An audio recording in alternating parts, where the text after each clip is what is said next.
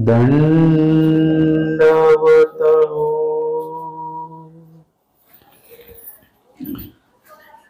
वसमत या ठिकाणी संपन्न होत असलेलं ब्रह्मविद्या निरूपण सत्र आजच्या या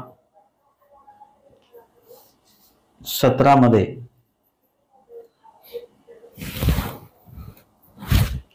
चौथ्या सत्रामध्ये आपण या ठिकाणी स्मृतिस्थळ या विषयावर श्रवण करणार असून आजच्या सत्रात आपण 199 पासूनच्या ज्या स्मृती आहेत त्या बघणार आहोत. गंगा तीरा प्रयाणी आऊ चाल म्हणणे. आचार्य माहिम भट्ट यांचं देहावसान झाल्यानंतर ईश्वर दर्शनाला ते गेल्यानंतर भटोबासादी जे काही सर्व गुरुकुळ वर्ग जो आहे तो गंगा तीराकडे चाललेला आहे आणि त्यावेळेला गंगा तीरा प्रयाणी जात असताना आऊ चाल म्हणणे म्हणजे आऊसांना भटोबासांनी विचारलेलं आहे की तुम्ही येता की नाही. भटोबास गंगा तीरा निघाले. भटोबास गंगा तीरला निघाले. निघता आऊसा ते म्हणितले आणि निघताना आऊसांनाही विचारलं गेलं आऊवे गंगा तीरा चाल जाऊ म्हणजे आता आपण थोडं गंगा तीरकडे जाऊन येऊया. गंगा तीर प्रांत जो आहे त्या ठिकाणी स्वामींचा जो काही कार्यकाळ आहे तो चांगल्या प्रकारे स्वामींनी त्या ठिकाणी परिभ्रमण केलेलं आहे आणि स्वामींनी सांगितलेलं सुद्धा आहे गंगा तीराकडे असावे असंही सांगितलेलं आहे.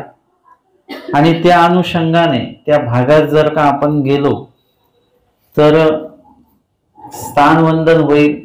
स्वामींच्या लीळेंचं श्रवण त्या ठिकाणी होईल. चिंतन होईल. म्हणून आचार्य भट्टोबास निघालेले आहेत. तेव्हा आऊसी म्हणितले आणि अशा वेळेला आऊसा भट्टोबासांना म्हणतात की न ये रे बा नागणा म्हणजे मी तर काही येत नाही. का बरं. न चक्र स्वामी विनते गंगा तीर तांबा जाळी जळताय रे. म्हणजे चक्रधार स्वामींच्या शिवाय म्हणजे इतके दिवसची जी काही सवय आहे की स्वामी त्या ठिकाणी होते आपण होतो सर्व गुरुकुळ आहेत परंतु आत्ता जर का आपण गेलो तर काय होईल स्वामी तिथे नसणार आहे आणि तिथे गेल्यानंतर स्वामींची आठवण खूप येईल. आणि चक्रधर स्वामींशिवाय ते जे गंगा तीर म्हणजे कसं आहे तांबा जाळी जळताय रे म्हणजे अक्षरशः असं तांब कसं जळतं ना त्या प्रकारे अंतःकरण तिथे गेल्यानंतर जळेल म्हणजे अधिक दुःख होईल. आणि आता काही सहनशक्ती नाही की तिथे स्वामींशिवाय त्या गंगातीर विभागात जावं म्हणून ते नकार देतात. एरवी स्मृतीमध्येच आपण जेव्हा बघतो की श्री प्रभूंच्या प्रयाणानंतर समस्त गुरुकुळ जेव्हा डोमेग्राम वगैरे वंदन करायला आलेले आहेत आणि डोमेग्रामला राजमठ उंच मठ प्रसन्न मठ करत असताना ते तांबोळ खिडकीजवळ जेव्हा ते आले आणि स्वामींची ती पीक तांबोळाची त्या ठिकाणी दिसली भटोबासांना त्यांनी अवघ्यांना त्याचं ज्ञान केलं की ही स्वामींची पीक आहे बरं का. आणि त्यावेळेला सर्वांनाच ती पीक बघून दुःख झालं स्वामींची आठवण आली. परंतु भाईदेव व्यास जे आहेत भाईदेव व्यास त्यांनी ते जेव्हा पाहिलं त्यावेळेला ते त्यांचं दुःख एवढं उन्मळून आलेलं होतं आणि त्याच्यामध्ये ते बेशुद्ध सुद्धा झाले. ते पीक घेता घेता प्रसाद घेता घेता तेव्हा त्यांनी लक्षात घेतलं भटोबासांनी जर का आता इथून पुढे बेलापूरला जर का यांना नेलं तर यांना अधिक विरह भरेल आणि कदाचित ते देह सुद्धा सोडतील की काय म्हणून ते त्यांना बेलापूरला काही घेऊन गेले नाहीत. म्हणजे परमेश्वराच्या आठवणीमुळे इतक्या प्रकारे विरह किंवा वियोग दुःख उत्पन्न होऊ शकतं की एखाद्याचा जीव सुद्धा त्याच्यामध्ये म्हणजे ईश्वराच्या चरणी तो अर्पण करू शकतो. इतकं वियोग दुःख हे ईश्वराविषयी असलं पाहिजे. असं तिथे सांगितलेलं आहे एका पक्षामध्ये की सन्निधान वियोगाचे दुःख नाही, ईश्वराविन कैसे जीने हे न म्हणी, मा स्थाना प्रसादा टेके. पोर जीव काट्याच्या पेट्यावर विषय व्यवस्था करी या टीकेमध्ये ते आलेलं आहे की एखादा जीव काय करत असतो, विषय व्यवस्था करतो. विषय व्यवस्था म्हणजे जगण्याचं जे काही हे नाही तर ते दूध नाही तर ताक, ते तूप नाही तर तेल, याला काय म्हणतात विषय व्यवस्था. असं नाही तर तसं. तसं एक वेळ आहे की परमेश्वराशिवाय जगणंच नाही, परंतु नंतर परमेश्वराशिवाय पण आपण जगतो आहोत. ईश्वराविन कैसे जीने हे न म्हणी, मा स्थाना प्रसादा टेके. म्हणजे आपण स्थान प्रसाद वगैरे विशेष यामध्ये आपण आता समाधान मानून घेतलेलं आहे. आता देव नसले तरी आपल्याला देवपूजा पाहिजे, प्रसाद पाहिजे, इत्यादी गोष्टी पाहिजेत, परंतु त्यामध्ये परमेश्वर पाहिजेच असं आता राहिलेलं नाही. जसं आता आपण भात घेतला त्याच्यात डाळ आपल्याला ही पाहिजेच आहे, परंतु जर का लावा काच लावून देते, म्हणजे त्या ठिकाणी परमेश्वर हे असलेच पाहिजे जवळ. जसं भक्ताच्या बाबतीमध्ये आहे, भक्त वियोगी नुरे राहू शकत नाही. त्याच्यामुळे होतं काय की परमेश्वर जे आहेत ते सुद्धा भक्ताला नित्य संबंध असतो. म्हणजे भक्ताला वियोग देत नाही. वियोग दुःख जे आहे त्यामध्ये तो भक्त आपला देह सोडू शकतो. याचं उदाहरण आपल्याला बाईसांच्या रूपाने बघायला मिळतं किंवा आपल्याला महादोबा भक्तांच्या रूपाने ते बघायला मिळतं. आणि म्हणून जे ईश्वराच्या ठाई वेसलेले जीव आहेत, ईश्वराच्या ठिकाणी ज्यांनी आपलं जे काही अंतःकरण समर्पित केलेलं आहे, असे जीव ईश्वराशिवाय जगू शकत नाही. आचार्य भटोबासांच्या बाबतीतही आपण बघितलं की त्यांनी सुद्धा म्हणजे ईश्वराशिवाय, आमच्या स्वामींशिवाय अक्षरशः शेवटची जी अवस्था आहे ती त्यांची प्रगट झालेली होती, मृत्यू अवस्था. आणि थोडक्यासाठी म्हणजे महादाईसा नसत्या गेल्या, आचार्य भेटले नसते. म्हणजे अशा ह्या वियोग दुःखामध्ये जीव स्वतःला समर्पित करत असतो. आणि म्हणून आता जर का आपण गंगा तीराकडे गेलो, म्हणजे आता हे आपल्याला कळणार नाही, या स्मृतीमध्ये काय सांगतायत हे आपल्याला कळणार नाही, कारण की आपल्याला ते सन्निधान देखील नाही आणि आपण त्या वियोग दुःखामध्ये देखील नाही. परंतु जे स्वामी सतत आपल्या सोबत आहेत, गंगा तीर वगैरे सगळं आपण परिभ्रमण केलं आणि आज तिथे गेल्यानंतर सगळं आहे, पण स्वामी नसणार आहेत, ते वियोग दुःख ते काही सहन करू शकणार नाहीत आणि अंतःकरण अक्षरशः जळेल. म्हणून ते म्हणतात ऐसे म्हणितले परी न येतीची. म्हणजे त्यांनी असं म्हटलं आणि ते काही आल्या नाहीत सोबत. मग भटोबास मडू नमस्कारोनी निघाले. आणि मग आचार्य भटोबास जे आहेत ते मड नमस्कार करून ते निघालेले आहेत. मार्गी परंडकर गौराईसी दत्त डोचे उदक स्वीकारू. आणि रस्त्याने चालत असताना परंडकर गौराईसा, गौराईसा त्यांचं नाव आणि परंडकर हे त्यांचं आडनाव, त्यांनी दिलेलं जे उदक आहे ते आचार्य भटोबासांनी स्वीकारलेलं आहे. परंडकर गौराईसे कविबासांची वासना पोमाईसे. त्यांचं नाव परंडकर गौराईसा, एका मताने त्यांचं नाव हे पोमाईसा आहे. तिये भटोबासांची शिष्य. त्या कोण होत्या? ते भटोबासांचे शिष्य होत्या. त्या तेही नारियेळी पाणी घालुनी मेने तोंड लिंपुनी परिवंटी सामास वाहिले. त्यांनी काय केलेलं आहे की मार्गी चालत असताना, आता इथून रिद्धपुरून गंगा तीराकडे जायचं आहे, म्हणजे अंतर मोठं आहे, मग असं मुक्काम दर मुक्काम करत करत त्या ठिकाणी चालत असताना आपल्याला काही गोष्टींचा संग्रह करावा लागणार आहे. त्याच्यामध्ये पाणी हे मुख्यत्वे आहे. पोथी असेल, देवपूजा असेल, काही ज्याची अंथरूण त्याची पांघरूण असेल, इत्यादी गोष्टींचा संग्रह आहे आणि पाणीही लागणार आहे. तर ते ज्या काही गौराईसा आहेत आणि एका मताने पोमाईसा, त्यांनी काय केलेले, नारळाची जी कवटी आहे त्याच्यामध्ये त्यांनी ते पाणी साठवून ठेवलेलं आहे आणि त्याला ते मेणाने त्याचं तोंड बंद करून ठेवलेलं आहे आणि ते पाणी मग सोबत वागवता येतं आणि ते नुकसानही होत नाही त्याचं, म्हणजे सांडत नाही काय नाही, कारण की मेणाने ते पक्क केलेलं आहे. अशा पद्धतीने ते लिंपोनी परिवंटी 6 मास वाहिले, म्हणजे आपल्या परवंटीमध्ये ते 6 महिने ते पाणी त्यांनी वागवलेलं आहे, सोबत ठेवलेलं आहे. प्रतिदिनी एक फेडीती एक भरीती प्रतिदिनी, म्हणजे रोज ते काय करायचे, ते पाणी बदलायचे. एकच पाणी नाही, शिळं पाणी ज्याला तुम्ही म्हणता, पाणी रोज बदलल्या जायचं. एक फेडीती म्हणजे जुनं पाणी फेडायचे, एक भरीती म्हणजे ते उपयोगातच आणायचे. फेडायचे म्हणजे फेकायचं नाही, ते जरी आता आपल्याला उपयोगी नाही तरी, म्हणजे ज्या कार्यासाठी उपयोगी नाही पण इतर कार्यासाठी त्याचा उपयोग आहे. फेडीती एक भरीती, नवीन पाणी त्यात भरायचे.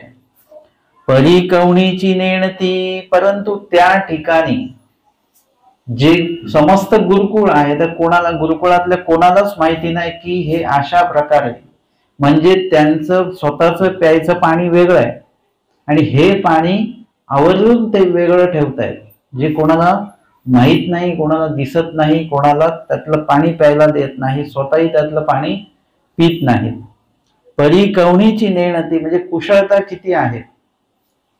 आपण एखादं कार्य करतो आहोत, सर्वांच्या सोबत येणं जाणं सुरू आहे आपलं, आणि आपल्या सोबतच्या कुठल्याच व्यक्तीला त्याची माहिती नसणे ही कुशलता आहे मोठी.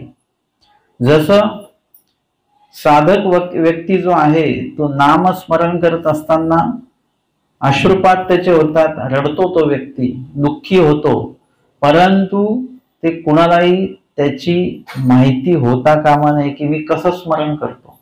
त्यासाठी तोंडावर फाळुंके घालून, म्हणजे कपडा टाकून ते स्मरण करायचं आहे. तोंडावर कपडा का टाकायचा असतो स्मरण करताना, कारण की एकतर आपण देवाला आपलं मुख दाखवण्याच्या योग्यतेचे नाहीत, त्याच्यामुळे तो कपडा आहे की मी देवाला माझं मुख दाखवू शकत नाही. दुसरं कारण आहे की जसं स्मरण करताना कुठल्याही प्रकारे तुमच्या चेहऱ्यावर काही समजा माशी वगैरे आल्यामुळे तुमचं स्मरण थांबू शकतं, त्याच्यामध्ये काहीतरी अडथळा निर्माण होऊ शकतो, तो सुद्धा कारण आहे. आणि तिसरं कारण असं आहे की स्मरण करताना, लीळा चिंतन आठवण करताना जर का आपलं रडू आलं वगैरे, रडलो आपण, तर ते जगाला दिसलं नाही पाहिजे. ते रडणं फक्त देवाला दिसलं पाहिजे. परंतु जर का आपण सगळ्या लोकांच्या देखत रडून स्मरण केलं तर काय होईल, जेवढे लोक बघतील तेवढे लोक आपली वाहवा करतील, प्रसिद्धी करतील, आपलं नाव काढतील किंवा आपल्याला नाव देखील ठेवतील की बघा असं रडून दाखवतात आहे, बाकी मनात त्यांच्या काही भाव नाही. जे लोक भकू नयेत किंवा लोकांनी आपली प्रसिद्धी करू नये, कारण की प्रसिद्धी केल्यानंतरच सुद्धा वेगळं नुकसान आहे आपलं. जर का आपण एखादी क्रिया चांगल्या प्रकारे करतो आहोत आणि त्याची जर का माहिती लोकांना भेटत राहिली तर आपली प्रसिद्धी होत राहते, आणि प्रसिद्धीमुळे जशी प्रसिद्धी वाढते त्याच्या 10 पटीने अहंकार आपला वाढतो की माझ्यासारखं कुणीच स्मरण करत नाही, असा अहंकार आपला वाढू शकतो. स्मरण हे दोषाच्या निरसनासाठी आहे, योग्यता वाढण्यासाठी आहे, परंतु अहंकार त्याच्यामुळे वाढत असेल तर ते स्मरण आपल्या काही उपयोगाचं नाही. म्हणून स्मरण हे कसं असलं पाहिजे, योग्यता वाढवणारं असलं पाहिजे, आपला अहंकार वाढवणारं नसलं पाहिजे, आपली विनम्रता वाढवणारं असलं पाहिजे. तुम्ही तुमचं जेवढं स्मरण कराल तेवढे तुम्ही विनम्र झाले पाहिजे. आपण तेवढे अहंकार येऊन जातो की मी 3ला उठतो, मी 2 तास स्मरण करतो, मी हे करतो, मी ते करतो. अशा प्रकारचं कुठलंही तुम्ही 3ला उठत असाल तरी कुणाला सांगू नका मी 3ला उठतो म्हणून. म्हणजे त्याच्यामुळे काय होतं की कदाचित असं असतं खूप वेळा की आपण आपल्या कार्याची प्रसिद्धी स्वतःच केली तर त्याच्यामुळे सुद्धा कधी कधी आपल्या मूळ कार्यामध्ये थोडासा कमीपणा येतो. तुम्ही त्याला तुमच्या भाषेत नजर लागणे वगैरे काही म्हणत असाल, काय आहे ते मला नाही माहिती, परंतु कधी कधी असं होतं की आपण चांगलं कार्य करतो आहोत तर ते सलगपणे चालू आहे, पण आपण 4 लोकांना जेव्हा ते सांगत राहतो मग त्यावेळेला असं त्याच्यामध्ये थोडस मळीनत्व आल्यासारखं वाटतं. मग तो विधी कमी कमी होतो. मग असं वाटतं आधीच बरोबर 3ला जाग यायची, आता तसं होत नाही, आता थोडं उशिरा जाग येते. का बरं? तर ते तुमच्या भाषेत जरी नजर लागणं असेल परंतु ब्रह्मविद्येच्या शब्दात सांगायचं झालं तर ते मळीनत्व असतं. जेवढ्या लोकांना कळतं आपल्याला पण मनोमन आनंद होत असतो, लोक प्रशंसा करतात, त्याचा अहंकार वाढतो, अहंकाराने मळीनत्व येतं आणि मळीनत्वामुळे आपले अनेक विधी जे आहेत ते सुरळीत चाललेले आहेत ते हळूहळू कमी व्हायला लागतात. म्हणून अहंकार आणि मळीनत्व हे कधीच आपल्यामध्ये येऊ देऊ नका. आपण रोजचे आपले दात स्वच्छ ठेवण्याचं आपलं हे असतं की नाही, तोंड दात स्वच्छ असले पाहिजे, आपलं शरीर रोज स्वच्छ असलं पाहिजे. चप्पल, काही लोक चप्पल एवढी सुंदर ठेवतात धुवून पुसून, रोज धुवून असं, एवढं सगळं स्वच्छता असते परंतु अंतःकरण मात्र मळीन होतं याकडे आपलं लक्ष नसतं. तर तसं असता कामा नये. आपलं अंतःकरण सुद्धा तेवढं स्वच्छ हे असलं पाहिजे. आणि ते स्वच्छ किंवा मळीन कधी नसतं, म्हणजे मळीन कधी नसतं ते ज्या वेळेला तुमच्यामध्ये अहंकार नसेल, म्हणजे तुम्ही ज्या क्रिया करता त्या क्रियेच्या बद्दलची जाणीव फक्त देवाला असली पाहिजे. तुम्ही काय प्रार्थना करता ती देवापर्यंत पोहोचली पाहिजे.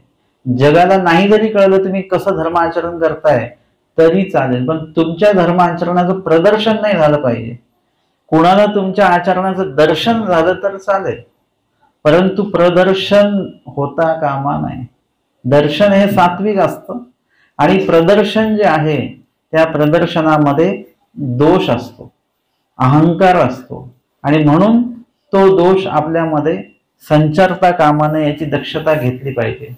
म्हणून शास्त्रामध्ये सांगितले की आपला गुण जो आहे तो पुढीलावरी घालावा. म्हणजे तुमच्यामुळे जरी एखादी क्रिया संपन्न झालेली असेल तरी देखील त्याचं श्रेय जे आहे ते तुम्हाला दुसऱ्यांना इतरांना देता आलं पाहिजे. किंवा मनातल्या मनात हे केलं पाहिजे की अमक्या व्यक्तीच्या प्रेरणेमुळेच ही गोष्ट घडलेली आहे, ही क्रिया घडलेली आहे, या मागे त्यांचं शुभचिंतन जे आहे त्या शुभचिंतनामुळेच ही क्रिया मी करू शकलो. अशा प्रकारची बुद्धी, अशा प्रकारचा विचार अंतःकरणामध्ये आपल्या असला पाहिजे. म्हणजे आपण जरी ते कार्य केलेलं आहे तरी त्याचं श्रेय दुसऱ्याला देता आलं पाहिजे आपल्याला. म्हणून गुरु निमित्त का मानायला सांगितलं देवाने? ते निमित्त त्यासाठीच आहे की कुठेतरी आपल्याबद्दल काही जास्त प्रशंसा होत असेल तर त्याचे श्रेय त्या निमित्ताला, गुरुनिमित्ताला, विद्यागुरु निमित्ताला, सेवा गुरु निमित्त असतात त्यांना ते द्यायचं असतं की हे मला सुचलं नसतं पण त्यांच्यामुळे ते स्फुरलं, त्यांच्यामुळे ते सुचलं, ते श्रेय त्यांचं आहे, मी फक्त ते कार्य केलं. आणि म्हणून या ठिकाणी आपल्याला मुख्यत्वे काय आहे की आपला जो काही गुण आहे तो आपल्याला प्रदर्शित नाही करायचा, तो आपल्याला पाळायचा आहे. तो आपल्याला त्याच्यामध्ये त्यातनं जे काही योग्य घडेल अशाच प्रकारचं वर्तन आपलं असलं पाहिजे.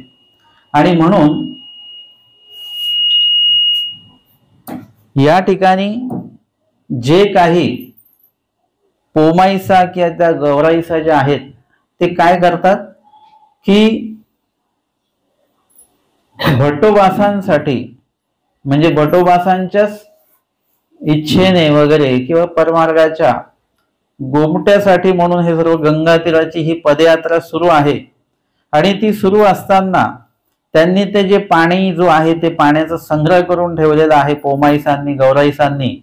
आणि मग एक दिवशी असं झालं की ऐसा एकू दिसी भटोबास मार्गी जात असती. आणि अशा पद्धतीने आचार्य भटोबास आणि समस्त गुरुकुळ एकदा मार्गाने रस्त्याने जात असताना मग त्यावेळेला स्तव तहान लागली. आणि भटोबासाला त्यावेळेला तहान लागलेली आहे.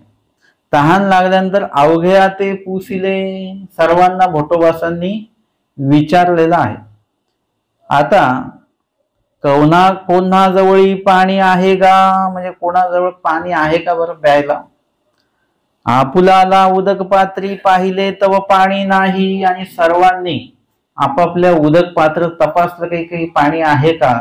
तर कुणाच्याच उदक पात्रामध्ये ज्याच्यात भोजन केलं जातं त्याला काय म्हणतात, भोजन पात्र, भिक्षा पात्र.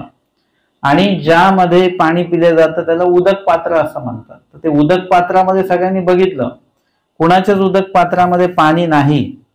मग गौराईसा ते पुसिले. आणि असं विचारत विचारत गौराईसांपर्यंत पोहोचले. आणि त्यांना विचारलं की तुमच्याकडे पाणी आहे का. आता गौराईसांकडे पाणी आहे हे भटोबासांना माहीत होतं. म्हणजे एक तर भटोबासांना काही गोष्टी कळत होत्या, एक अप्रोक्ष ज्ञानाची ती झिना. आणि त्याच्यामुळे त्यांना अनेक गोष्टींचा संकेत मिळत होता, त्या माहिती पडत होत्या. हाही एक भाग आहे. आणि समस्त गुरुकुळातले जे काही शिष्यवर्ग आहेत ते काय करताय, कोण शिष्य काय करतं यावर श्री गुरुजींचं बारीक लक्ष असतं.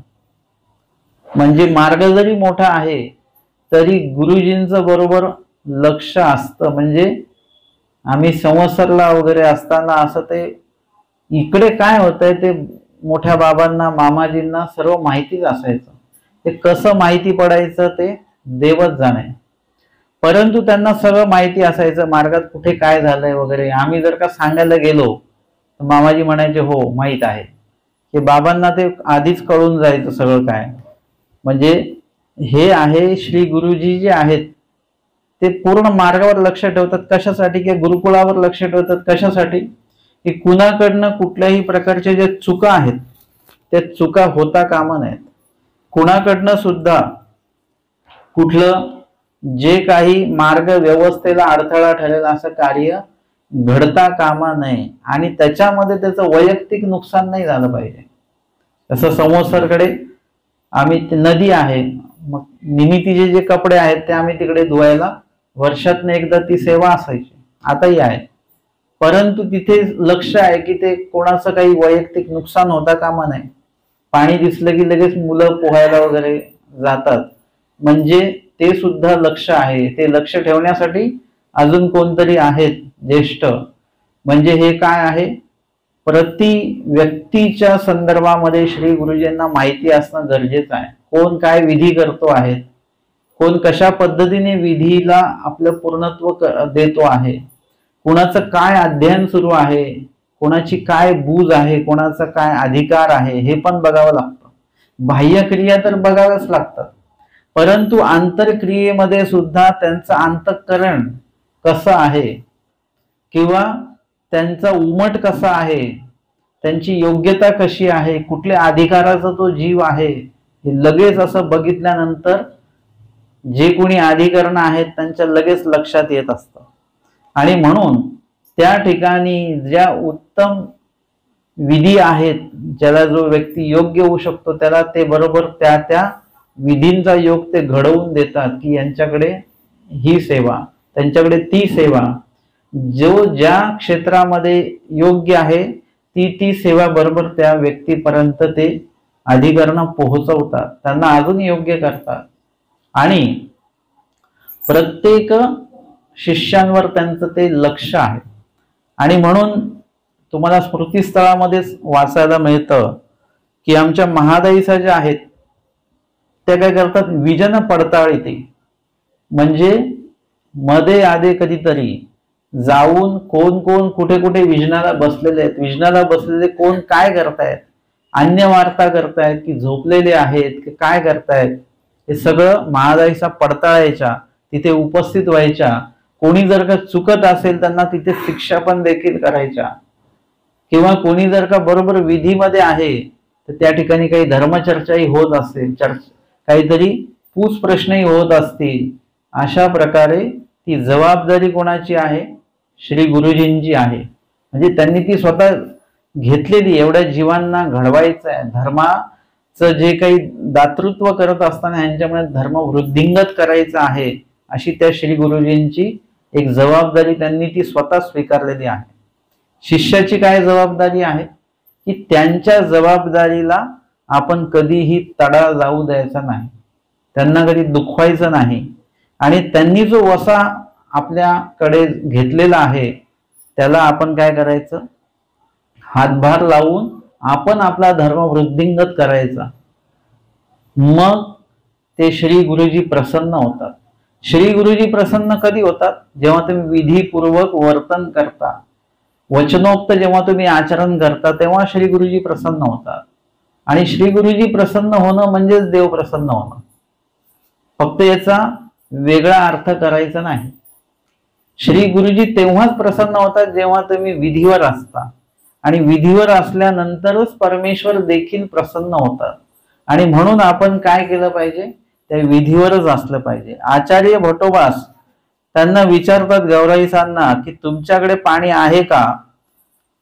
होय भटो आहे. त्यांनी म्हटलं हो भटो आहे माझ्याकडे पाणी. म्हणून परिवंटीचा डो काढिला, आणि त्यांनी त्या परोटलीतला काय केलेलं आहे? तो डो काढलेला झोळीतला, आणि तो काढला आणि भटोबासांना ते उदक संपा दिले. ते पाणी त्यांना प्यायला दिलं.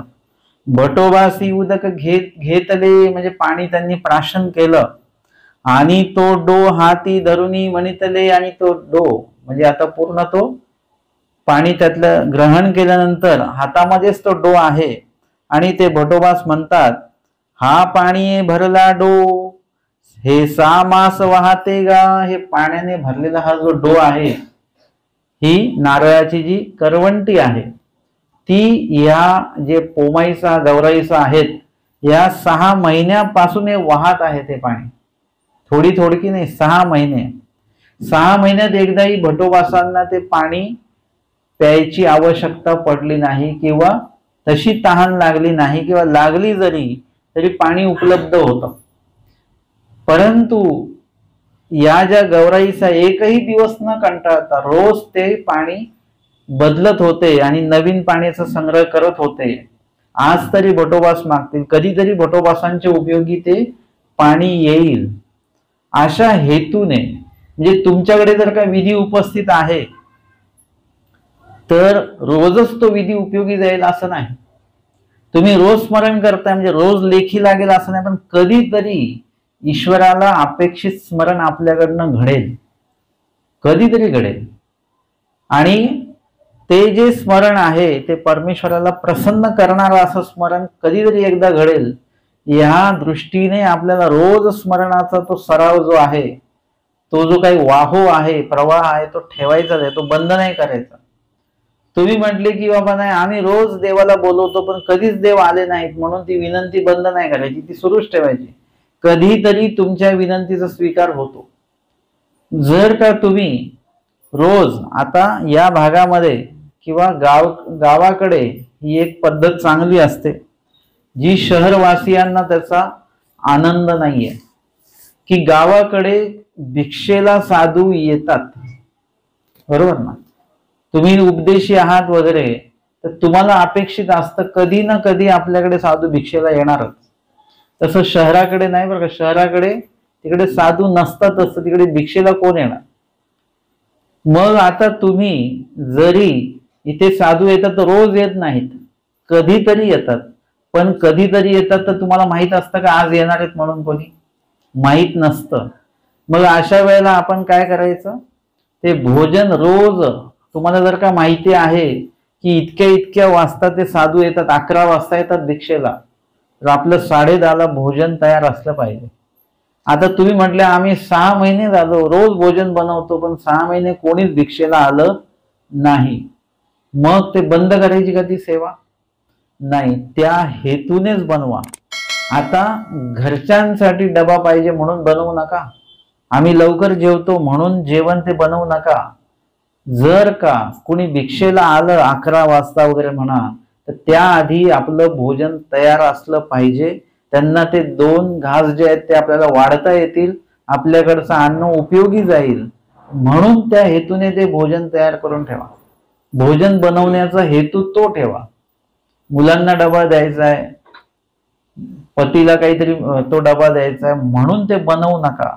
तर या हेतूने तुम्ही बनवा, या हेतूने आयुष्यभर तुम्ही बनवाल. कधी असं पण होईल 6 महिने नाही 6 वर्ष तुम्ही बनवाल, 6 वर्ष तुमच्याकडे कोणीच भिक्षेला आलं नाही. मग तुम्ही म्हणाल जाऊ द्या, असं ते सांगितलं होतं आम्हाला परंतु कोणीच आलं नाही, म्हणजे आता ते बंद करा. नेमकं त्या दिवशी तुम्ही 12ला स्वयंपाक बनवाल, त्या दिवशीच 11ला कोणतरी तुमच्याकडे भिक्षेला येतील. म्हणजे असं हुकामुक होऊ शकते, म्हणून त्या हेतूने बनवा. म्हणजे तुम्ही जे घरी ज्या हेतूने अन्न बनवताय तो हेतू परमेश्वर नोंद ठेवतात बरं का.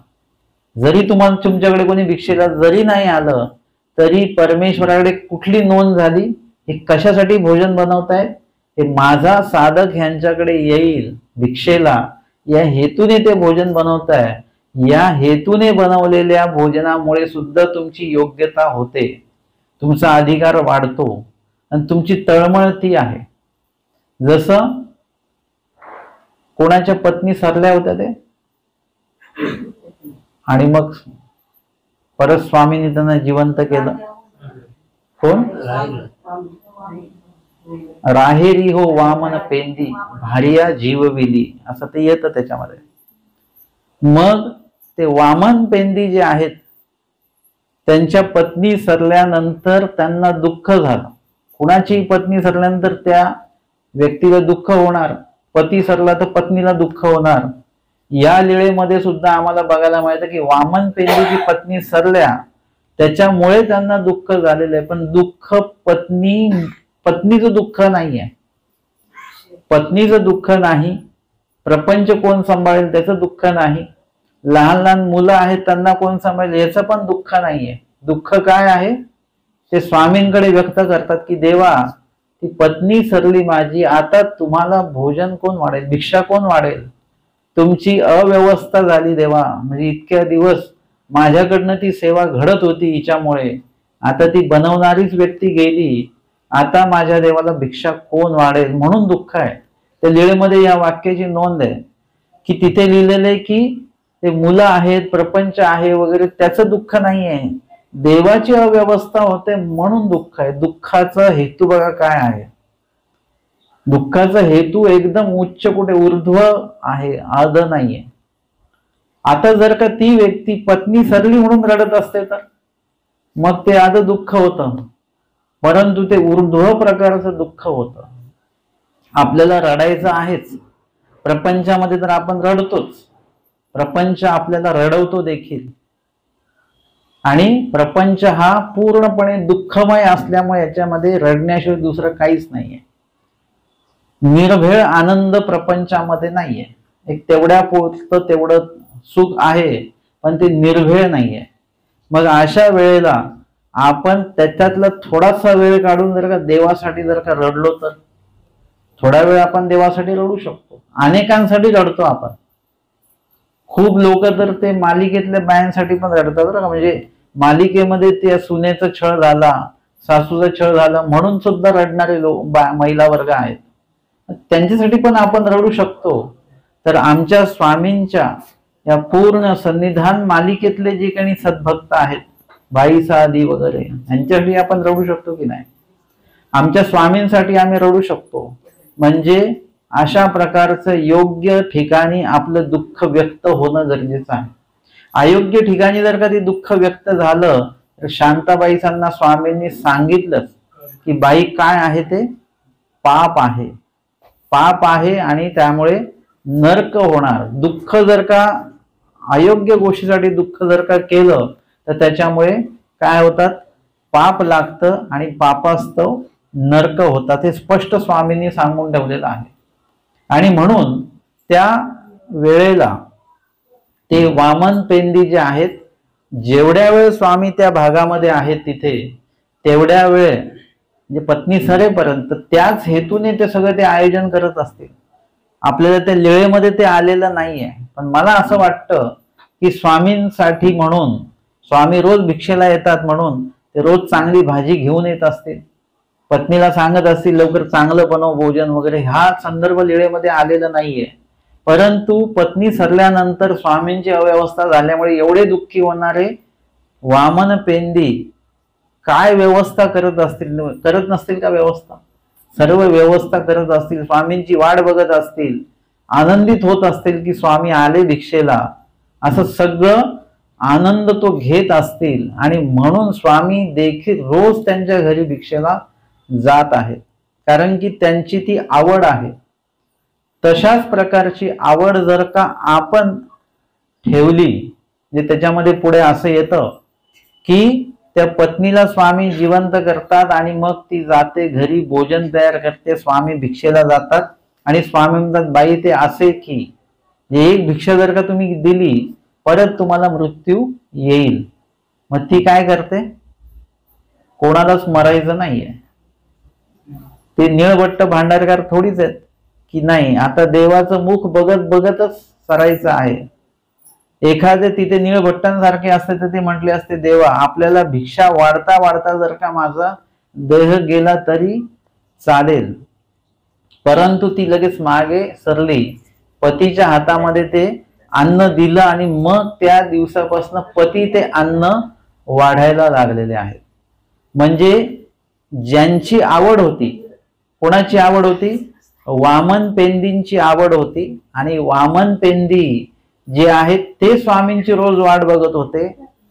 पदार्थ सुद्धा वामन पेंदींचे होते आणि आवड सुद्धा वामन पेंदींचीच होती, तळमळ वामन पेंदींचीच होती. त्याच्यामुळे आता स्वामी भिक्षा पण कोणाच्या हाताने घेतात? रोज वामन पेंदींच्या हाताने घेतात.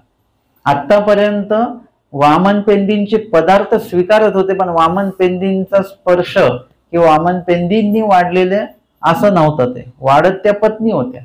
परंतु पत्नी सरल्यानंतर त्यांनी जे दुःख व्यक्त केलं, ते दुःख व्यक्त केल्यामुळे काय झालं की त्यांची योग्यता वाढली की त्यांच्या हाताने देवाने ते अन्न घ्यावं, ज्याची आवड आहे, ज्याचा पदार्थ आहे, परंतु त्याच्या हाताने घ्यावं ही त्याची योग्यता नाही.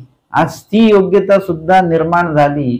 म्हणजे स्वतःचा पदार्थ स्वतः जेव्हा वाढला जातो त्यावेळेला अजून आनंदाने तो पदार्थ त्यांनी वाढलेला असणार आहे. तुम्ही बघा पंक्तीमध्ये तुम्ही बनवलेला पदार्थ आणला असेल आणि तो जर का तुम्ही वाढताय आणि दुसऱ्याने बनवलेला पदार्थ वाढताय, दोन्ही वाढण्यामध्ये फरक असतो. दुसऱ्याचा पदार्थ तो घेतला नाही घेतला असं असतं, पण तुम्ही बनवलेला पदार्थ तुम्ही थोडासा कणभर जास्त आग्रह करता की नाही नाही थोडं तरी घ्या, मी बनवून आणलेलं आहे थोडं तरी घ्या. म्हणजे त्यामध्ये तो वाढण्याचा भाव चांगला आहे. म्हणून वामन पेंदी जे आहेत त्या लीळेमधले मुख्य व्यक्ती कोण आहेत? वामन पेंदी आहेत. आणि वामन पेंदी जे आहेत त्यांची ती आवड होती आणि ती आवड असल्यामुळे त्यांच्याच पदार्थांचा रोज स्वामी स्वीकार करतात आणि त्यांच्या हाताने त्या पदार्थाचा स्वीकार करायला लागले, हाताने वाढलेल्या. हे काय आहे? योग्यता जशी वाढेल तसं ते कार्य घडतं. म्हणून आपल्याला सुद्धा जरी सेवा घडत नाही, आपल्याकडचा पदार्थ उपयोगी जात नाही परमार्गाच्या, तरी सुद्धा आपण तो वाहो ठेवला पाहिजे. आपण तो आपला जो काही ध्यास आहे की हा पदार्थ माझा उपयोगी गेला पाहिजे, म्हणून सतत मनामध्ये आपल्या चिंतन असलं पाहिजे. देवाला प्रार्थना केली पाहिजे की आज माझ्याकडे कोणाला तरी आपण भिक्षेला पाठवा. आपण कुठेतरी भिक्षा नेऊन देतो ही पद्धत पण एक बघितलेली आहे. विदर्भामध्ये वगैरे घरातनं निघताना ते भाजी चपाती घेऊनच जातात सोबत. कुठे जायचं तर मध्ये कोणी साधू भेटले की लगेच त्यांना ती भिक्षा ते वाढतात. म्हणजे तो भाव ठेवलाय, सोबत घेऊन जायचं. आपलं आपण घरीच बनवून ठेवतो, सोबत नेतो का? नेतो तर आपण आपल्यासाठी नेतो. आपल्यासाठी जर का नेलेला असेल आपण तर आपल्याला वाढायची बुद्धी होत नाही, कारण शिदोरी आपली आहे, आपल्याला जेवायचं पुढच्या स्थानावर. वाढायची बुद्धी होत नाही. तिथे नेतानाच त्या बुद्धीने नेलं जातं की ही भिक्षा म्हणून कुणाला वाढायला जर का कोणी उपलब्ध प्राप्त झाले सेवा तर आपल्याला लगेच वाढता येईल आणि लगेच ते असं कोणी दिसलं की लगेच अरे आपल्या सोबत आहे बरं का, लगेच वाढलं जातं. तुम्हाला कोणी साधू भेटो ना भेटो, सेवा भेटो ना भेटो, पण सेवेची सगळी सामुग्री आपल्या सोबत असली पाहिजे, जेणेकरून त्या हेतूचा प्रवाह जो मनामध्ये तुम्ही ठेवला आणि सेवा नाही भेटल्याचं दुःख असलं पाहिजे की आज कोणीच भिक्षेला आलं नाही. म्हणजे आपला विषय सुरू होता, तुम्ही स्वतः तिथे भिक्षा घेऊन जाणं हा सुद्धा विधी आहेच, पण कोणीतरी तुमच्या घरी जेव्हा भिक्षेला येतात तेव्हा ते अजून चांगलं आहे. आपल्याकडे त्या व्यक्तीचे पाय लागणे, ईश्वराची कृपा दृष्टी असणे हे अजून चांगलं आहे. आणि म्हणून त्या हेतूने आपला पदार्थ संग्रह करून ठेवावा. कशासाठी? आपल्यासाठी तर आपण ठेवतोच आहे, परंतु परमार्गासाठी एखाद्या साधूसाठी ते उपयोगी जाईल म्हणून त्या पदार्थाचं आपण आयोजन नियोजन करून ठेवणं. म्हणून सुद्धा तो पदार्थ जर का तुम्ही तसा ठेवला तर कदाचित 6 महिने वर्षभर तुमच्याकडे कोणी भिक्षेला येणार नाही, परंतु तुमचा हेतू मात्र परमेश्वरापर्यंत पोहोचला पाहिजे. पदार्थ पोहोचेल नाही पोहोचेल, पण तुमचा हेतू देवापर्यंत पोहोचला पाहिजे. जोपर्यंत देवापर्यंत तुमची हाक जात नाही तोपर्यंत तुमच्याकडे भिक्षेला कोणी येणार नाही. कधी येतील भिक्षेला? जेव्हा परमेश्वरापर्यंत हाक पोहोचेल तेव्हा परमेश्वर तुमच्याकडे त्या व्यक्तीला बरोबर भिक्षेला पाठवतील आणि तुमच्याकडे बनलेला योग्य जो पदार्थ आहे त्या दिवशी चांगला बनेल तो पदार्थ आणि तो बरोबर वाढल्या जाईल, तो उपयोगी देखील तो जाणार आहे. एकदा आमच्याकडे काही साधू मंडळी येणार होते, मग त्यांची भोजनाची व्यवस्था आम्ही केलेली होती एका ठिकाणी. मग त्यांनी हे केलं की पनीरची भाजी बनवा, हे बनवा, ते बनवा, असं सगळं होतं. मी त्यांना म्हटलं की एक भेंडीची भाजी बनवा. ते म्हणे कशाला, आता पनीरची भाजी मग भेंडीची. म्हटलं नाही, मला असं वाटतं की बनवा. मग त्यांनी ते बनवलं. त्यानंतर भोजन झाल्यानंतर मला 1-2 साधू म्हणाले की ना आम्ही खूप दिवस झाले भेंडीचीच भाजी खाल्ली नव्हती. आता काही संबंध नसतो बरं का, असं भेंडीच्या भाजीची कोणी स्तुती करत नाही, काही नसतं. पण ते म्हणाले की बरं झालं, हे आम्ही रोजच हे मसालेदार खाऊन खाऊन नकोसं वाटतं काही, या साधी भाजी खाल्ली खूप बरं वाटलं. म्हणजे जेवण खाल्ल्या गेलं, जेवल्या गेलं. आणि असं कधी होत नाही बरं का, म्हणजे असं कुठल्या भाजीची कोणी स्तुती करायला साध्या भाजीची, परंतु कधी कधी ते अपेक्षित असतं. ज्यांनी कोणी बनवलं त्यांनी पण त्या हेतूने बनवलं की नाही एक साधी भाजी असली पाहिजे. कदाचित काही लोक तसं खात नाही तर ही भाजी खातील, म्हणून त्या बनवणाऱ्यांनी पण त्या आवडीपूर्वक ते बनवलं आणि तेच उपयोगी गेलं. एका ठिकाणी त्यांनी म्हटलं काय आणायचं, म्हटलं ठेचा आणि भाकर आणा. म्हणे बाबा एवढं सगळं पंचपक्वान्नाचं जेवण आहे आणि त्याचे ठेचा भाकर कसा आणायचा, आपण कसं वाटेल ते, पुरणपोळीचं जेवण होतं. म्हटलं तुम्ही घेऊनच या. आणि त्यांनी ते घेऊन आले. साधूंनी चटणी आपलं ते ठेचा आणि भाकरी मागून मागून ते खाल्लेलं की म्हणजे त्यांच्या डोळ्यामध्ये पाणी आलं त्या बाईंच्या की एवढं सगळं असताना माझी ठेचा भाकर सगळे लोक मागतायत आणि आनंदाने ग्रहण करतायत. म्हणजे तुम्ही त्या भावाने तो पदार्थ तयार केलेला असेल तर तो उपयोगी नेण्याची जबाबदारी परमेश्वराची असते, हे पण एक लक्षात घ्या. म्हणून विधीसाठी म्हणून संग्रह करा. पैशांचा संग्रह कुठेतरी आपल्याला काही दागिने घ्यायचे, काहीतरी वस्तू घ्यायची म्हणून करतच असतो आपण, करू नका असं म्हणत नाही. परंतु एक साठा तो त्याच्यासाठी पण ठेवा की परमार्गाच्या उपयोगी, आरोग्य सेवेच्या उपयोगी, साधू संतांच्या उपयोगी लागेल म्हणून सुद्धा एक द्रव्य साठा ठेवा. पदार्थ बनवत असताना देखील सोबत काहीतरी ठेवा. मी आता जसं फिरतो, मी माझ्यासोबत काहीतरी असे पदार्थ आणतो की जे मार्गामध्ये देता येतील, जे उपयोगी जातील आपले पदार्थ. असं सुद्धा मी स्वतः जाऊन खरेदी करून आणत असतो की आपण कुठल्या भागात चाललोय, त्यानुसार काय नेलं पाहिजे आपण, ते अन्न पदार्थ मी सोबत घेऊन येतो जेणेकरून ते परमार्गी उपयोगी जाते. आणि जर का माझा भाव चांगला असेल तर, बरं का, माझा भाव चांगला असेल तर ते योग्य ठिकाणी, म्हणजे जिथे आवश्यक आहे, योग्य तर सगळीच ठिकाण आहेत, पण जिथे गरज आहे आता त्या ठिकाणी बरोबर ते उपयोगी जात असतं. म्हणून अशा पदार्थांचाही संग्रह ठेवा, वस्त्राचा संग्रह ठेवा. एखादं चांगलं वस्त्र आलं तर हे आपल्याला अमक्या अमक्या मार्ग व्यवस्थेमध्ये कुठे देता येईल तर खूप चांगलं आहे, ते चांगलं वस्त्र आहे. तसं आमच्याकडे कधी कधी छोटे छोटे ते नॅपकिन टॉवेल येतात. मग आता ते कधी कधी इतके चांगले असतात, म्हणजे रंग असेल त्याच्यावर नक्षी काम असेल वगैरे सगळं काय, असं वाटतं की हे आपल्याच उपयोगी ठेवायचं रोजच्या. परंतु मग लक्षात नाही आपल्याकडे आहे, परंतु हा एवढा सुंदर रुमाल आहे, टॉवेल आहे, हा देवपूजेच्या उपयोगी लागेल, एखाद्या साधूंच्या उपयोगी लागेल, अधिकरणांच्या उपयोगी लागेल, मग तो बाजूला ठेवायचा. म्हणजे चांगल्या चांगल्या वस्तू आल्या की बाईसांच्या संदर्भातलं ती लिळा आठवायची की बरवा बरवा पदार्थ स्वामींसाठी वेगळा निवडतात ते बाईसा. तसं तुमच्याकडे जे काही बरवा बरवा आलं तुमच्या उपयोगी पण न्या, आणि त्यातला एक थोडासा भाग जो आहे तो मार्गासाठी, ईश्वरासाठी, ईश्वरपैकीच्या कार्यासाठी उपयोगी लागेल म्हणून सुद्धा काही भाग आपण राखीव ठेवला पाहिजे. असा वाहो आपण ठेवत राहा. पदार्थ उपयोगी जाईल नाही जाईल, परंतु जर का योग्यता वाढली, आपली ईश्वरापर्यंत हाक पोहोचली, सेवा जर का तुमची पोहोचली, तर निश्चितपणे अडणीच्या क्रियेच्या वेळेला आपला तो पदार्थ बरोबर उपयोगी जाईल.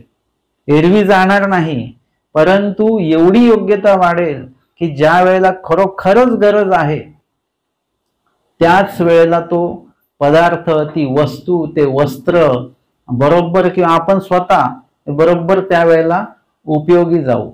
म्हणून म्हणजे कुठेतरी काहीतरी असं झालेलं की परमार्गावर एक संकटच आलेलं होतं, परंतु त्या वेळेला ती जी व्यक्ती होती ती व्यक्ती तिथे उभी झाली आणि उभी होऊन त्यांनी सगळं ते संकट जे आहे त्यांच्या वाक्चातुर्याने म्हणा वगैरे वगैरे याच्याने ते सगळं संकट बाजूला केलं, म्हणजे निमित्त केलं देवाने त्यांना.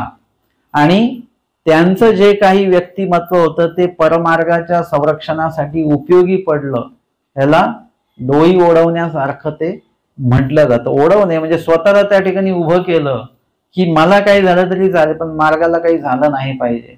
म्हणजे हे जे उपयोगी जाणं आहे हे एकदाच उपयोगी जाणं असतं, परंतु उच्च कोटीचं योग्यता आहे ते त्याच्यातनं प्राप्त होत असताना अजूनही अधिकार त्या जीवाचा वाढतो. 6 महिने आपल्यासोबत पाणी ठेवलेलं आहे, हे भटोबासांच्या उपयोगी जाईल. आपण असतो तर पहिले 1-2 महिन्यात कंटाळून गेलो असतं की भटोबासांचं पाणी त्यांच्या सोबत असतं आणि त्यांना लागलं अजूनही लोकांकडे पाणी असतं, मग कशाला उगाच आपण ओझं बाळगायचं. आपण असतो तर ते आपण पाणी संग्रह करणं ते बंद केलं असतं, पण गौराईसांनी तसं केलं नाही आणि एक दिवशी त्यांचं ते पाणी उपयोगी गेलं. भट्टोबासांना तहान लागली आणि कुणाकडेच पाणी नाहीये. याला म्हणतात अडणीची क्रिया. म्हणजे तो जो पदार्थ त्यांना पाहिजे, परमार्गासाठी पाहिजे, तो पदार्थ किंवा ती वस्तू कुठेच उपलब्ध होत नाही, आणि मग जर का तुम्ही ती उपलब्ध करून देऊ शकला तर ती अडणीची क्रिया ती घडत असते. अशी ती अडणीची क्रिया देवाने उपस्थित केलेली आहे, भटोबासांनी नाही. आता देवाला काळजी आहे. आता तुम्ही जो वाहो ठेवला त्या वाहोच्या अनुसार जो काही ध्यास ठेवलेला आहे, मला ही क्रिया घडली पाहिजे, आता त्याची जबाबदारी परमेश्वर घेतात की परमेश्वर तुम्हाला ती क्रिया घडवितात. आमचे स्वामी म्हणतात, जानोपाध्याय जेव्हा त्यांची भजन पूजन स्वामींचं करतायत तेव्हा स्वामी म्हणतात, जीव जीवार्चन घडे, ईश्वरार्चन ते कैची न घडे. कधीच घडत नाही. बाईसा उभे आहेत, बाईसा म्हणतात, बाबा घडविती तरी घडे. देवा तुम्ही जर का घडवलं तर निश्चित घडेल, आणि तेच आहे बरोबर. निर्हेतुक क्रिया असेल, प्रेमोपायादी क्रिया असेल, हे देवानी घडवली तरच घडते, नाही तर एरवी घडू शकत नाही आपल्याकडनं. देवाचं त्याच्यामध्ये आपल्याला हातभार असणं खूप गरजेचं आहे. इथे जेव्हा तुम्ही प्रेमोपायादी क्रियेसाठी तुम्ही रडता पडता, तळमळ व्यक्त करता, योग्य विधीसाठी, योग्य ज्ञानासाठी, स्मरणासाठी म्हणून रडता पडता देवाकडे, तेव्हा देवाची ती जबाबदारी असते की तुमच्यापर्यंत तो विधी पोहोचविणं. आणि मग अशा वेळेला आमच्या स्वामींचं लक्ष या गौराईसांकडे पण आहे, कृपादृष्टी आहे की त्यांना तो विधी घडवायचा आहे. म्हणून आज कुणाकडेही पाणी नाही आणि भटोबासांनाही तहान लागली, म्हणजे कुणाकडेच पाणी नाही, त्याच वेळेला तहान लागली, आणि ज्या वेळेला तहान लागली त्यावेळी कुणाकडेच पाणी नाही, हा योगायोग कसा काय घडू शकतो बरं? कारण की हा योगायोग देवानीच घडवलेला आहे, आणि ते त्यांचं गौराईसांचं जे काही पाणी आहे, त्यांनी साठवलेलं पाणी किंवा सोबत असलेलं पाणी, ते अशा आडणीच्या क्रियेच्या वेळेला ते आचार्य भटोबासांच्याच उपयोगी गेलं पाहिजे असं ते आयोजन केलेलं आहे. जेवढं मोठं पात्र असेल तेवढी योग्यता त्याच पद्धतीची होणार आहे. आणि म्हणून अशा वेळेला भटोबासांनी त्यांच्या त्या क्रियेचं ज्ञान परमार्गाला केलेलं आहे. का सांगितलं बरं भटोबासांनी? कारण की यांनी जशी क्रिया केली तशी क्रिया प्रत्येक व्यक्तीच्या माध्यमातून प्रत्येक व्यक्तीला घडली पाहिजे. वैयक्तिक आपण आपल्याला घडवून घेतली पाहिजे. आता ही स्मृती आपण ऐकली, याच्यातनं आपल्याला काय बोध घ्यायचा आहे? की याच्यातनं आपल्याला हाच बोध घ्यायचा आहे, पंखा बंद करा, हाच बोध आपल्याला याच्यातनं घ्यायचा आहे की जेणेकरून आपल्याला त्यातून कुठल्याही प्रकारे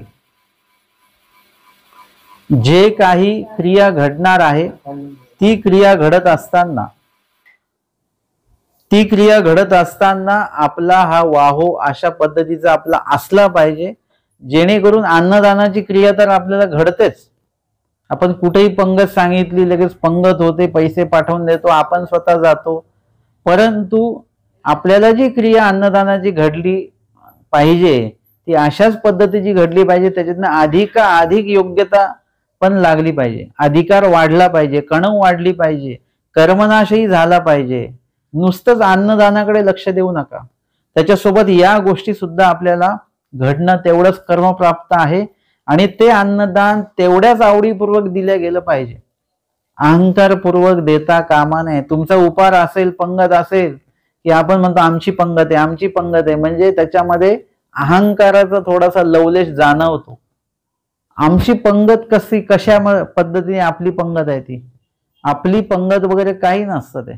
हे परमेश्वर घडविती तरी घडे, देवाने तो योग घडवून दिलेला आहे. सर्व देवाचे, सकळही देवाचे, मा देव देतील ते आपले. म्हणजे अशा ठिकाणी द्रव्य किंवा अन्न जे काही उपयोगी जावं असा सगळा योग परमेश्वरच घडवून देतात, म्हणून ती क्रिया आपल्याला घडत असते. आता आपल्याकडनं कुठलीच क्रिया घडू नये अशा प्रकारचं आपण वर्तन याआधी केलेलं आहे, अव्यरण केलेलं आहे.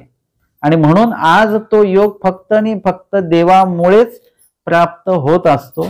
आणि म्हणून ते आपलं क्रिया, आपला विधी तो ईश्वर स्वीकारतात. आणि म्हणून त्याचं ज्ञान जे आहे ते ज्ञान भटोबासांनी मुद्दामूनच परमार्गाला केलं की हे 6 मास वाहते गा, म्हणजे 6 महिन्यापासून पाणी सोबत बाळगत आहेत. ते 6 मासाचे स्वीकारांतू पडिले गा. आता भटोबासांनी पाणी किती वेळ पिलेलं आहे? एकदाच पिलं, पूर्ण पाणी ते ग्रहण केलेलं आहे. एकच दिवस, एकच वेळ ग्रहण केलं. पण भटोबास काय म्हणतात? ते 6 मासाचे स्वीकारांतू पडले का, म्हणजे 6 महिने जे त्यांनी पाणी सोबत वागवलं ते वाया गेलं का? मग नाही, 6 महिन्याचं पूर्ण उपयोगी गेलेलं आहे. जसं महादाईसांच्या बाबतीमध्ये दादोस जेव्हा तक्रार करतात की महादाईसा काय करतात, ते श्री प्रभू ज्या वाटेने येतील जातील म्हणून ते जे रस्ते ते महादाईसा झाडून काढतात, त्याच्यात रांगोळ्या वगैरे काढतात. असं महादाईसांना स्वामींनी विचारलं, हो म्हणे की स्वामी तिथून येतील म्हणून मी सगळं ते स्वच्छ करत होते. मग दादोस म्हणतात पण श्री प्रभू तिथून येतच नव्हते, ते दुसरीकडनंच येत होते. मग काय उपयोग झाला? सेवा तर वाया गेली ना. तेव्हा स्वामींनी त्या क्रियेचं ज्ञान केलं की श्री प्रभूंच्या निमित्ताने ती सेवा केली ना. जरी ते श्री प्रभू तिथून येवो न येवोत, पण ती क्रिया आणि तो हेतू हे स्वीकारामध्ये गेले, शुद्ध हेतूने केलेला आहे की श्री प्रभू येतीलच इथून. मग एवढं शुद्ध हेतू असताना श्री प्रभू का नाही येत तिथून? कारण की अजूनही योग्यता कमी पडते, दुःख कमी आहे, तळमळ कमी आहे. श्री प्रभू दुसऱ्या वाटेने येतात तेव्हा महादाईसांना अति दुःख होतं की मी एवढं सर्व तयारी करून ठेवली, श्री प्रभूंनी या सेवेचा स्वीकार केला नाही म्हणून दुःख होतं. आणि मग ते दुःख झालं, तळमळ झाली, योग्यता वाढली की मग स्वामी श्रीप्रभू त्याच वाटेने येतात ज्या वाटेने त्यांनी महादायीसांनी सर्व सेवा करून ठेवलेली आहे. योग्यता वाढली तरच परमेश्वर त्या विधीचा पदार्थाचा स्वीकार करत असतात. आणि म्हणून इथे सांगितलं ते 6 मासाचे स्वीकारांतू पडले का, म्हणजे 6 महिन्याचं पाणी जे आहे ते पिल्याने किती योग्यता लागली असती तेवढी योग्यता आज एकदाच ते पाणी पिल्याने लागलेली आहे.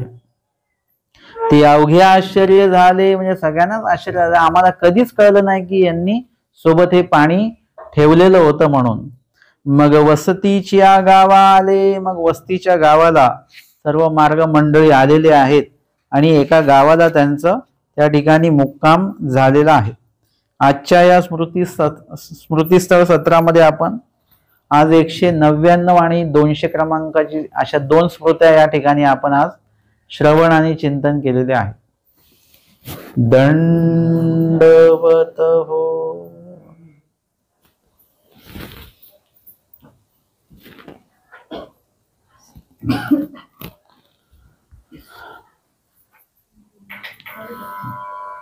प्रश्न विचारा काय असते.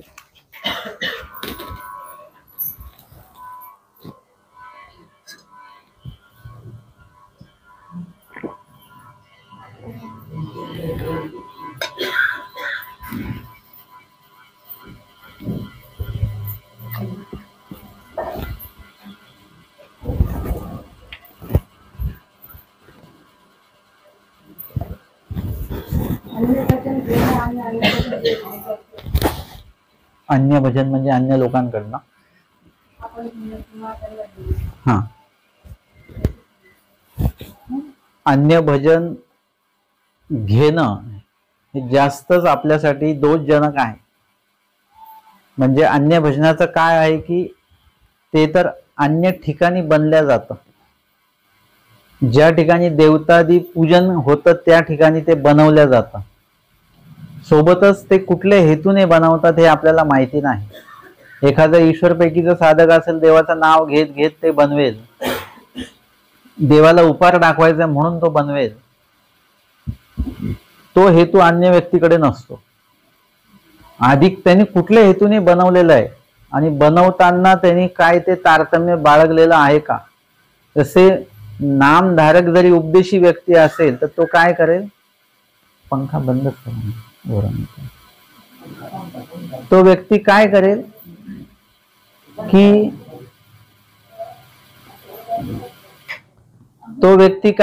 की नामधारक उपदेशी असतील तर कमीत कमी वाईट हेतूने जरी ते पैसा कमवणार नाही. द्रव्य कमवताना चांगल्या बुद्धीनेच ते द्रव्य कमवतील, लाडी लबाडी असं केलं जाणार नाही. पण ज्या व्यक्ती जे अन्य व्यक्ती असेल किंवा धर्माशी काही त्यांचा संबंध नाही अशी व्यक्ती कुठल्या पद्धतीने ते करते, कुठल्या हेतूने करते आहे ते सगळ्या गोष्टी त्या अन्नामध्ये समाविष्ट असतात. काही गोष्टी संकल्प सोडल्याने, उपार दाखवल्याने ते पदार्थ पवित्र होतोच असं नाही, म्हणजे त्यातला तो दोष जाईलच असं नाही. जसं हिंसेचं अन्न असेल तर किती संकल्प तुम्ही सोडला तरी त्यातला तो जो दोष आहे तो निघणार नाही त्याच्यातनं. किंवा नपाळत्याचा प्रसाद असेल, विकल्पजनित असेल तर त्याचा किती संकल्प सोडला तरी त्याच्यातनं तो दोष मात्र निघत नाही. आणि म्हणून जर आपण त्यांच्याकडचं भोजन स्वीकारलं तर आपल्याला मग ते मळीनत्व येतं. स्वामींनी पदार्थाचं तर लांबच, स्वामींनी हे सांगितलं अन्य मार्गीयांचा संसर्ग न करावा, म्हणजे त्यांच्या सोबत जास्त राहू पण नाही. अन्य व्यक्तींसोबत तुम्ही जास्त का राहिलात तर आपल्याला सुद्धा थोडं थोडं मळीनत्व यायला लागतं. काही होत नाही खाल्लं तर, असं आपले विचार सुरू होऊन जातात की काय झालं खाल्लं तर, सगळेच खातात मग आपण खाल्लं तर काय. आता तेच तुम्ही उपदेशी लोकांसोबत जे पाळतात तुम्ही तसे पक्के होतात की नाही नाही खायचं नाही.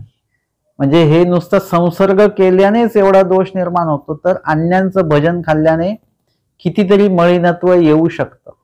आता दुसरा प्रश्न की अन्य भजन, अन्नदान हे उत्तमच आहे असं म्हटले की अन्नदान हे, म्हणून अन्य लोक जे काय करतात की सगळ्यांनाच अन्न खाऊ घालतात, पशु पक्ष्यांपासून माणसांना सुद्धा पानपोळी काय लावतील, अन्नक्षत्र काय लावतील वगैरे वगैरे. परंतु आपणही जर का कुणाला अन्न दिलं तर ते काही वाईट नाही. अन्न दिल्याने काही वाईट घडत नाही, पुण्यच लागतं. परंतु आता इतर ठिकाणी जेव्हा तुम्ही अन्नदान देता तर त्याच्यामुळे काय होतं, तुम्हाला कर्म लागतात. आलं लक्षात?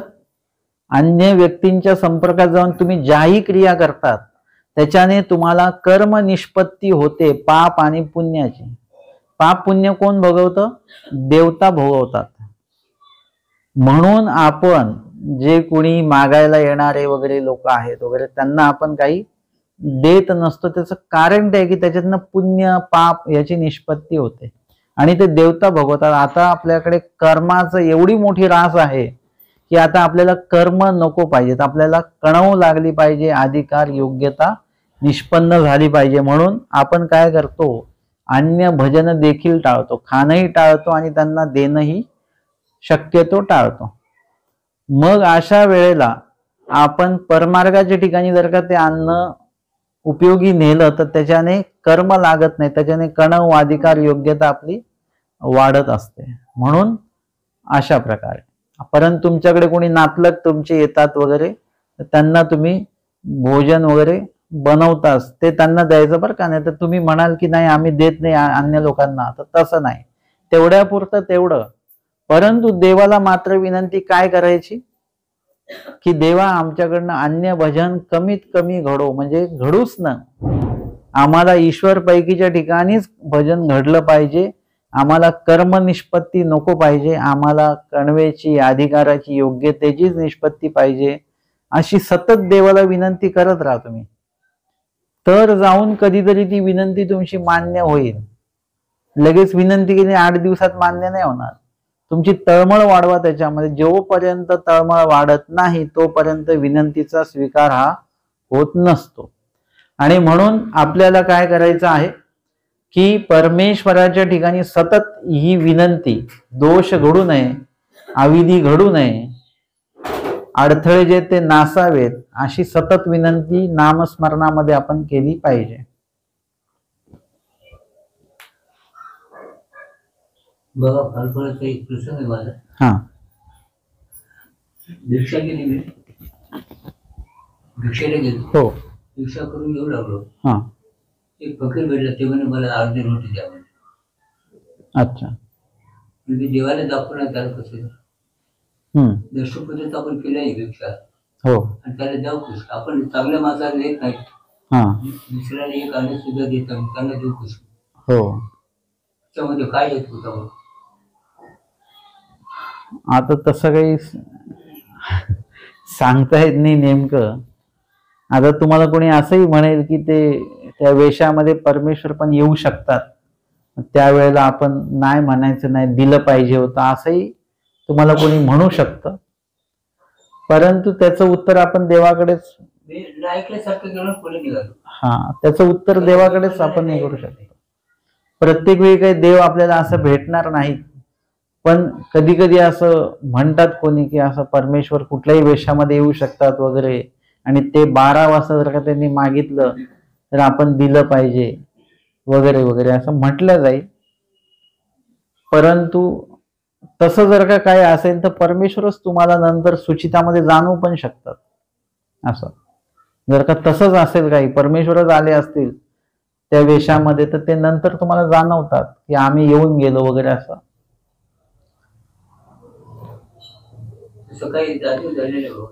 हा, तसंच ते आलेच असत.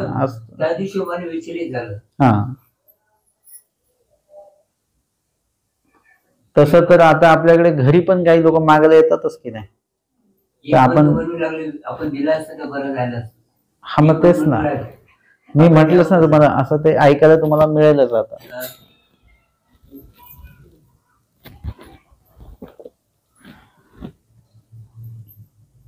घरी येतात, आपण असतात की भूक लागली मागतात, अन्नाच्या रूपात द्यायचं, द्रव्य रूपात नाही. द्रव्य तर कोणालाच नाही द्यायचं.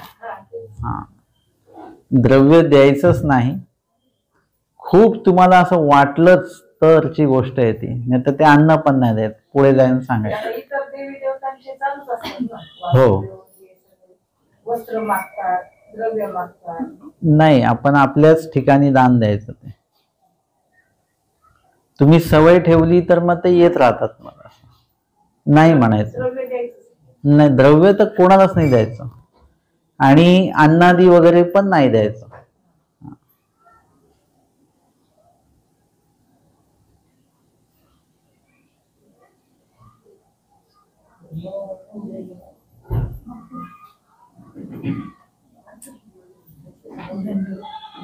आपण अन्नदान तुम्ही साठा म्हणजे आडणीच्या क्रियेसाठी उपयोगाला येईल हा, ते असं सांगितलं ते बरोबर. पण आता मग ते घेणारा भिक्षा घेणाऱ्याने कसं करावं, कशी घ्यावं. भिक्षा हे देणं झालं पण घेणं कसं. घ्यायचं.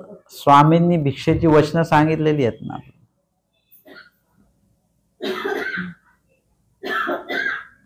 त्या भिक्षे विधीची जी काही वचनं सांगितलेली आहेत सगळी, त्यामध्ये जो विधी विहित केलेला आहे त्या विधीप्रमाणे आपण ती भिक्षा घ्यावी. तेच म्हणजे देण्याचं झालं हे आपण साठवून ठेवू शकतो, देऊ शकतो, देवाची वाट बघू शकतो. पण देव घेणाऱ्याला कसा घेणाऱ्यासाठी तर वचनं सांगूनच ठेवलेली आहेत. देणाऱ्यासाठी वचनं नाहीत, पण घेणाऱ्यासाठीच वचनं आहेत. तेच मी म्हणले की दोन्हीकडची बी बाजू सांगितली ना देवाला. हा, ही मी सांगितली ते कारण की घेणाऱ्यासाठी घर न निवडीत भिक्षा सांगितलेली असल्यामुळे कुठल्याही घरी जाऊन भिक्षा तुम्ही मागा. काही दोष चुकवून, हिंसा असेल, नपाळता असेल, ते दोष चुकवून त्या घरी भिक्षेला जाऊ शकता. असं आता मुख्यत्वे नियम घेणाऱ्यासाठीच आहेत सगळे. हा, की कशी भिक्षा, कुठे भिक्षा मागायची, कुठे नाही मागायची, किती घर मागायची वगैरे. नाही भेटली भिक्षा तर काय करायचं, हे सर्व वचनामध्ये देवानी सांगून ठेवलेलं आहे. प्रश्न आलेला. हा, वामन पेंडीचे काय कणव असेल की परमेश्वराने त्यांच्या हातून भिक्षा स्वीकारली. हा, वामन पेंडींची काय कणव असेल. आता हे सगळं, हे जे काही सांगणं असतं हे सगळं अंदाजे सांगणं असतं बरं का. त्या क्रियेच्या अनुरूप काहीतरी आपण तशी क्रिया त्यांना घडलेली असेल वामन पेंडींना, की त्यांच्याकडचा पदार्थ हा उपयोगी लागावा, परंतु परस्पर जसं ते अन्नछत्र लावलेलं होतं ना, दंते गोपाळबास तिथे भिक्षेला जात होते, पण ज्यांनी अन्नछत्र लावलं ते होते का स्वतः वाढायला तिथे. पदार्थ सगळं त्याचंच उपयोगी जाते, सगळं आयोजन त्या व्यक्तीचे, पण वाढायला मात्र तो नाही, तर दुसऱ्यांकरवी ते पदार्थ वाढतो आहे. जसं आपल्याकडे असतं ना की पंगत असेल तर वाढायला भरपूर लोक असतात, एकटा माणूस वाढू शकतो का. परंतु त्याला म्हणतात की ते मुख्य पदार्थ किंवा चपाती असेल, तुम्ही स्वतः जा वाढायला, तुम्ही आग्रह करा का तुम्ही सुद्धा ते वाढलं पाहिजे. तसं कुठेतरी भाव चांगला आहे वामन पेंडींचा, सगळं आहे, पण पदार्थ मात्र ते स्वतः वाढत नाहीत, ते इतरांकरवी तो वाढविला जातो, असं ते आहे. आणि त्याच्यामुळे या ठिकाणी आपल्याला बघायला मिळतं की पदार्थ वामन पेंडींचा आहे, नका लो, पदार्थ वामन पेंडींचा आहे आणि सोबतच भाव पण वामन पेंडींचा चांगला आहे, कारण की तो मागे सुद्धा तो चांगलाच भाव होता, सगळं व्यवस्थित आहे. परंतु त्यांच्या हाताने ती क्रिया स्वीकारण्याचं गोमट त्यांना प्राप्त होत नाही. मी मगाशी सांगितलं ना की तुम्ही जेव्हा स्वतः वाढता तुमचा पदार्थ, तेव्हा तो खूप चांगले अजून तुमचा भाव वाढत असतो त्याच्यामध्ये, परंतु ती अयोग्यता त्यांच्याकडे थोडीशी आहे. स्वहस्ते क्रिया त्यांची होत नाही, परंतु ते दुःख मध्ये जी काही घटना घडली त्याच्यामध्ये दुःख झालं, त्या दुःखामुळे त्यांची ती योग्यता वाढली आणि आता काय झालं, तो अडथळा, तो दोष नासून गेला. आता त्या ठिकाणी काय सुरू आहे, पदार्थही त्यांचेच, सगळं काही आयोजन त्यांचंच, फक्त बनवते ती व्यक्ती आहे. पण बनवण्यामागचा भाव ते पत्नीचा कसा का असे ना, परंतु वामन पेंडींचा भाव मात्र चांगला आहे, म्हणून ते दोषयुक्त अन्न निर्मिती होणार नाही. आणि सोबतच त्या ठिकाणी काय होईल की आता अन्न सुद्धा त्यांनी स्वतःच वाढावं असा योग आता त्यांनी स्वतःच तो जोडून घेतला, ती योग्यता त्यांची स्वतःचीच त्यांनी वाढवली. अशा प्रकारे वामन पेंडींच्या बाबतीत आपण बोलू शकतो. हे मी सांगितलं, अंदाजे सांगितलं. कोणाला? दोघांनाही नाही, दोघांना तर नाही होणार. ते जे काही क्रिया आहे त्या सगळ्या क्रिया या वामन पेंडींच्या संदर्भातल्याच आहेत. पदार्थही त्यांचा, वाढण्याचा भावही त्यांचा, आवडही वामन पेंडींचीच आहे. त्याच्यामुळे जसं तसं ही सर्व क्रिया जी आहे भरपूरसं गोमटं वामन पेंडींना लागतं. ती आवड त्यांच्या पत्नीची आहेच असं नाही, कारण की तिचा एकही संवाद नाही ना त्याच्यामध्ये. ही लीळा जेव्हा आधी बोलल्या जायची त्यावेळी सगळ्यांचं जो काही म्हणजे लीळेचा पूर्ण फोकस वामन पेंडींची पत्नी, तिला जिवंत केलं. मी जेव्हा लीळा वाचली तेव्हा बघितलं त्याच्यामध्ये तर मुख्यत्वे वामन पेंडी सर्वात मुख्य व्यक्ती आहे. मूळ आवड तळमळ सगळी त्यांची आहे. जरी पती पत्नी आहे तर दोघांना प्रेम नाही होऊ शकत. दुःख कोणाला आहे, आवड कोणाला आहे, भाव कोणाचा आहे, त्यांनाच प्रेम होणार. आणि प्रेम होईल असं नाही बरं का. परत कोणाला नाही, असं ग्रहणदानाचं पण असू शकतं. त्यांचंच आयुष्य त्यांना जे मध्ये खंडित होतं ना, अपमृत्यू होतो वगैरे, आणि परत ते आयुष्य परत तेवढं जेवढं काही शिल्लक आहे तेवढं मिळतं. ग्रहणदानाचं पण असू शकतं असं.